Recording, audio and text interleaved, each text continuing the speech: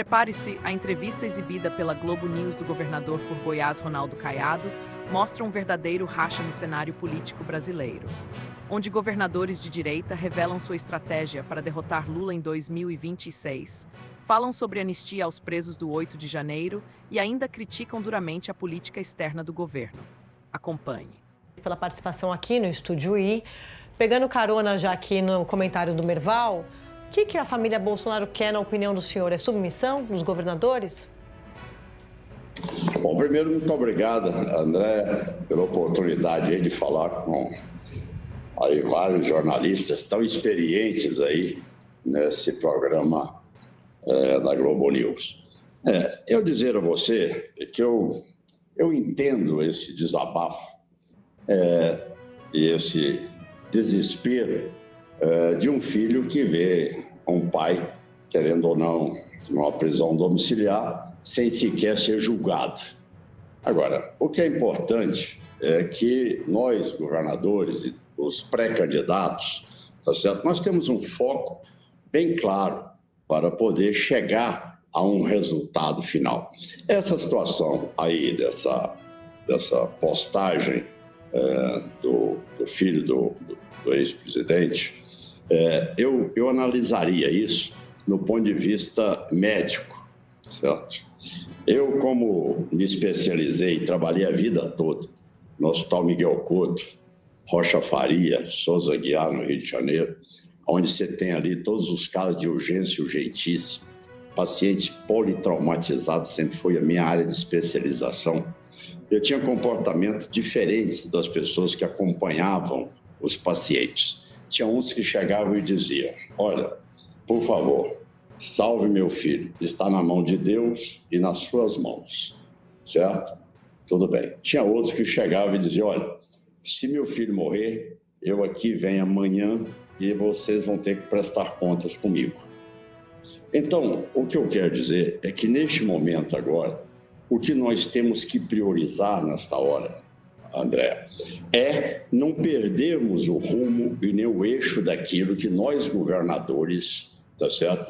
Os pré-candidatos, tanto o Tarcísio, quanto o Ratinho, quanto o Zema, quanto eu, tá certo? Nós já definimos que é o objetivo nosso. O objetivo nosso é exatamente chegar a resultados pela via democrática. E a via democrática é exatamente derrotar o Lula em 2026. Então, esta é a posição. A partir daí, nós cumpriremos todos aqueles compromissos. Pelo menos da minha parte, eu me comprometi e dei até em primeira mão a você que, olha, se eu chegar ao governo como presidente da República, eu já terei passado pelas urnas, como tal, as urnas terão avalizado aquela proposta de anistia e, como tal, eu terei plenos poderes como presidente de anistiar todas as pessoas do 8 de janeiro, extensivo a todos eles, tá certo? E com isso pacificar o Brasil, começar a governar o Brasil com objetivos como eu governei o estado de Goiás, pacificando, conversando com os poderes e tendo aquilo que a população espera de nós em termos de resultados. Então, é assim que eu enxergo. Eu não sou homem de trocar o acessório pelo principal. O principal é nós, governadores, que estamos hoje comprometidos de que aquele que chegar ao segundo turno terá o apoio dos demais. Agora, o Lula terá que enfrentar 4 ou 5 candidatos neste momento. No entanto, nós teremos apenas 21 dias no segundo turno, onde ele terá que enfrentar um candidato que terá o apoio dos demais. Então, mas e o apoio? A nossa capacidade de vitória é grande. Mas o senhor está falando do apoio. Entendi que os governadores de direita, o senhor citou aí o senhor, Tarcísio, o governador Zema, o governador Ratinho Júnior. Mas e o apoio do ex-presidente Bolsonaro? Porque o que a família Bolsonaro diz é que eles querem alguém deles. Como é que fica para os governadores de direita? Mas, Sadir, veja, não tem nenhum impedimento a isso. Tá certo? Tanto é que você vê e deve vir para o debate, não é? Aí foi colocado, se não me engano, ontem, o pastor Malafaia, que deverá ser candidato também. O jogo político é por aí, André. Você não tem reserva de mercado, não, só pode ser A, só pode ser B. Não, todos que quiserem se colocar no jogo devem se colocar. Esse é o jogo democrático. Quem mostrar mais competência e mais capacidade de voto, que deva chegar ao segundo turno. Então não tem problema. Não, mas minha pergunta é se os senhores vão sair sem o apoio do ex-presidente. Essa é a minha pergunta. Como? Se o ex-presidente Bolsonaro disser, o meu candidato é Flávio Bolsonaro, os senhores governadores vão sair mesmo assim? Está claro, isso não pode mais pairar nenhuma dúvida em relação a este assunto. Isso não existe, tá certo? Todos nós somos pré-candidatos, tá certo? Nenhum outro candidato neste momento vai criar uma situação de cancelamento de outras pré-candidaturas. Até porque a gente tem que respeitar o primeiro turno. Nunca vi você trabalhar primeiro turno para convergir todo mundo, sendo que cada um de nós temos regiões que nós somos mais conhecidos. Não existe esse candidato universal, tá certo? Então, por isso que é importante que a centro-direita tenha 3, 4 candidatos, ou como queira, ou 5 candidatos, e que no segundo turno possamos ter essa aglutinação de forças. É assim que se joga. Se nós sairmos com um candidato só, nós estamos fazendo o jogo do Lula. Ele vai explodir este candidato, tá certo? Você sabe que ele não tem limite com a máquina do governo, de poder aí atropelar todas essas estruturas de quem quer que seja pré-candidato sozinho. Governador, o Merval Pereira aqui do Rio, eu queria um esclarecimento.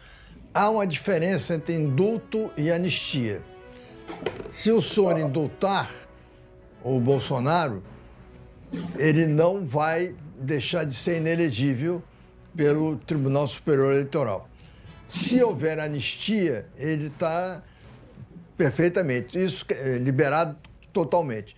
Isso quer dizer que o futuro presidente da República, se for o senhor, por exemplo, pode indultar o Bolsonaro, mas garantir que ele não se candidatará na próxima eleição, que o senhor disputará pela reeleição, ou se anistiar, o senhor tem garantido que vai ter o Bolsonaro como seu oponente na próxima eleição. Como é que vai ser a escolha? Bom, Merval, muito obrigado. E você que é um grande analista do processo político eleitoral no Brasil e que sempre debateu, eu tive a oportunidade na época da reforma política, e você sempre é uma pessoa que mostra muito conhecimento nessa luta que eu acredito que nós avançaremos, mas vamos à sua resposta. Em primeiro lugar, é o seguinte, eu tenho declarado em todas as entrevistas que eu não sou um candidato à reeleição. Até porque o presidente da República, para assumir hoje as reformas que precisam ser feitas, sem ter que pensar em reeleição, sem ter que fazer conchavo, sem ter que ali colocar alguém para que haja uma condição de amanhã ele sobreviver a uma reeleição, isso é muito ruim. E você sabe que esta eleição no Brasil é uma eleição definidora de rumos, certo? Eu sou um homem que acompanhei muito bem a trajetória de Hugo Chávez e sei como é que as coisas vão caminhando para chegar o que chegou à Venezuela. Certo? E sei muito bem que ou nós resgataremos aqui uma paz com respeito às instituições, mas também uma posição liberal de economia de mercado, defesa de direito de propriedade, ou senão nós estaremos aqui caminhando numa trajetória que não é nossa. Então, eu não serei candidato à reeleição, não serei. Eu serei candidato a uma eleição.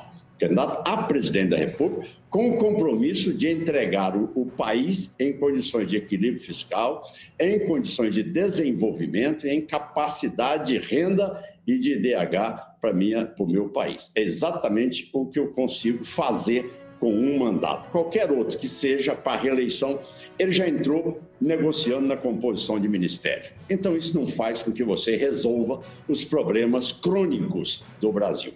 Então, você me fez a pergunta correta. Nós não temos que estar discutindo tititi, nós não temos que estar discutindo acessórios, assuntos acessórios. Nós temos que estar discutindo como nós vamos enfrentar e vamos resolver aquilo que a sociedade brasileira espera de um próximo presidente da República. Agora, vou anistiá-lo. Se ele amanhã, em 2030, resolver ser candidato a presidente da República, é a população que vai decidir. Isso aí é aquilo. Eu sempre, Merval, convivi bem com isso, tá certo? Olha, 24 anos no Congresso, já tive momentos de muita alegria, festejei com o painel nas vitórias que obtive e também já fiquei ali, tá certo, tendo que engolir as derrotas que o painel me impôs. As eleições também, tá certo? Eu tenho 8 mandatos, mas já sofri 2 derrotas. Então, eu não contesto. Me avisa, tá? Eu chamo urna, Merval, de Vossa Excelência. Governador? Urna, para mim, é Vossa Excelência. Governador, boa tarde, bom tê-lo conosco aqui, Valdo Cruz. Governador, o senhor tem dito que o senhor vai ser candidato, mesmo que tenham outros candidatos da direita, né? E nós estamos vendo neste momento uma ação do filho do ex-presidente da República, Eduardo Bolsonaro, nos Estados Unidos, que está representando um tarifaço sobre o Brasil. E a avaliação de especialistas é que isso vai ter um desgaste para candidatos da direita em 2026, a não ser que esse candidato se coloque frontalmente contra uma interferência no comércio brasileiro da parte dos Estados Unidos. Como o senhor se posiciona nessa questão do tarifaço e como o senhor pretende abordar esse tema na eleição de 2026? Bom, eu já tratei do assunto bem direto. No dia que eu fui informado da possibilidade do tarifaço, eu estava no Japão, tá certo? Aí informando a tributação de 50%, principalmente na penalização de carne, eu cancelei minha missão oficial e voltei para Goiás, tá certo? A minha posição, Valdo, deixa bem marcado isso, eu já falei em vários lugares, é importante dizer, a minha posição é contrária ao tarifaço. Contrária ao tarifaço, tá certo? Eu não abro mão das minhas posições. Cabe a mim defender o emprego, cabe a mim defender o desenvolvimento da renda do meu estado de Goiás, cabe a mim defender as indústrias que estão instaladas no estado de Goiás, cabe a mim que tentei por várias vezes, em várias tentativas, em várias audiências por videoconferência, com o Gabriel Escobar, representante da Embaixada Americana. Tive a oportunidade de falar com ele 4 vezes, tá certo? Na tentativa de mostrar a ele, olha, essa decisão do Lula ficar provocando o presidente Trump, isso é um problema dele, ele é discípulo do Hugo Chávez, é o mesmo que o Hugo Chávez fez, eu me lembro bem do Hugo Chávez, chamando nós, os americanos de imperialistas e tudo e tal. Eu me lembro bem daquela trajetória, eu estava exatamente no Congresso Nacional. Então, o que eu quero dizer a você é que a minha posição é contrária. O que eu trabalhei e que continuarei trabalhando é para que nós possamos mostrar que essa posição aí não pode nivelar todos os governadores, porque nós não temos nada a ver com essa política do Lula. O que nós queremos é mercado, é abrir mercado. Nós não queremos enfrentamento com os Estados Unidos, nós não queremos enfrentamento com a China, nós não queremos enfrentamento com a União Europeia, é pacificação de mercado. Política nós resolvemos aqui em casa. Nós não temos que levar problema político, tá certo, para ser resolvido por outros. Nós resolveremos aqui e nós abriremos mercado para poder exportar nossas mercadorias. Governador, o senhor que faz parte da direita tradicional desde sempre, quando o senhor olha esse trabalho que o Eduardo Bolsonaro está fazendo lá nos Estados Unidos, essa articulação toda, como é que o senhor vê o papel dos governadores da direita? Eles não deveriam, o senhor e os demais, não deveriam chamar o Eduardo e tentar conversar? Isso foi discutido entre os senhores? Bom, primeiro, esse preâmbulo seu é muito importante para mim. Até porque, André, eu realmente comecei essa luta contra as esquerdas em 1986. O Lula criou o MST e eu criei o DR. Depois fomos candidato a presidente da República e ele sempre mantendo essa coerência de princípios e também de coragem de debater e de sempre respeitar o processo democrático e o resultado das urnas. Agora, o que a gente tem que aprender é uma coisa só. Um presidente da República, ele tem 513 deputados federais e 81 senadores. Você já imaginou se cada deputado amanhã, um vai para a Ásia, o outro vai para a Europa, o outro vai para os Estados Unidos, o outro vai para a Oceania, e de repente aí cada deputado vai pautar um presidente da República. É uma coisa que você há de convir, que você também não pode superestimar a certa capacidade do parlamentar no momento em que enfrenta uma máquina de governo Itamaraty e toda essa posição, se também do lado do presidente da República não tivesse interesse no acirramento. Você sabe muito bem, o Lula perdeu as bandeiras todas, né? Ele estava nocauteado. De repente, foi esse assunto que fez com que ele voltasse a ter agora a perspectiva de ser competitivo. Então, vamos ser realistas. Nós que conhecemos bem a política e que convivemos com ela há muitos anos, tá certo? Vamos deixar claro que o que existe nesse processo todo aí é o Lula alimentar esse processo até a um grau de total irresponsabilidade com o que vai acontecer com o mercado brasileiro. Eu não vejo nenhuma dificuldade em eu sentar. Eu posso não ser simpático ao Putin, mas eu posso sentar com ele, posso sentar com o presidente da China, qual é o problema? Tá certo? Eu não vejo nenhuma dificuldade nisso. Não vejo